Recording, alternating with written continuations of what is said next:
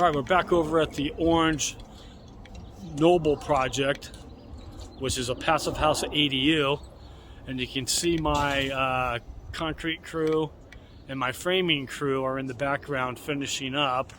We're digging the footing and post hole for our porch cover. My framers are getting ready to install all of the hold down and anchor bolts, ready for the bottom plates of the walls when they stand up, to get it so they have something to hold them down to. Let me get you a closer look at all the finished rebar in the footing and in the slab and show you what we have going on. That's all tied together, 16 on center, both ways, crisscrossed. And that allows us to give the concrete strength and to help it from cracking and settling. We also have number 5 rebar down in the footing, and that allows the footing to be nice and strong and tied into each other. And as you can see, our little doobies down there, those are 4-inch, the little concrete squares. That keeps it 4 inches off the bottom of the footing. But here on the slab, we're using 2-inch. So we got different sizes for different locations. Okay, so one of the other things that we needed to do, this is where the sliding glass door is going to go. And for passive house, if you don't have foam underneath the openings of sliders or entry doors, anything that's touching the concrete that's completely open, you're going to need to get some foam. And so now the threshold of the door, of the whole sliding glass door, is 6-foot opening, so we made it a little bit bigger.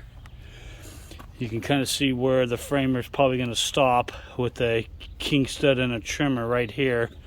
He's got a 4x6 post there, so we're going to run it a little bit long. And then the same thing over here, we're running a little bit long. I think he's going to end up right around here somewhere. So we're going to be covering that slider with insulation, so when the slider sits down, we don't have condensation coming up through that threshold. With this, the entry coming into the home, we did the same thing over here too. We had to notch the foam, and then of course it broke, but we notched the foam to fit around the rebar, and then we set it down here. We get it up as close as to the exterior foam and the vapor barrier. That way condensation doesn't have an issue of coming up through the threshold. So as you can see, good thing is we got all of our perimeter footings done right now. As you go around, you got your perimeter. Oh, well, that spot right over there is not done from that back side. Let's go take a look at that real quick.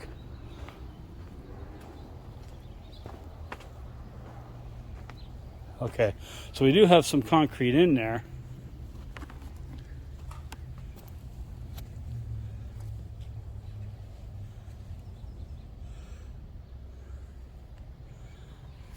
And once we're done, we should have a really nice pour. Okay, our second truck has arrived with concrete. We're getting ready to pump. So you can see how fast that cylinder's spinning. What they do is they pour it inside the hopper. The hopper's hooked up to a hose. You see the hose going all the way down the pathway. Let's get over there so we're ready for them. With the screed board, we basically just rough it in.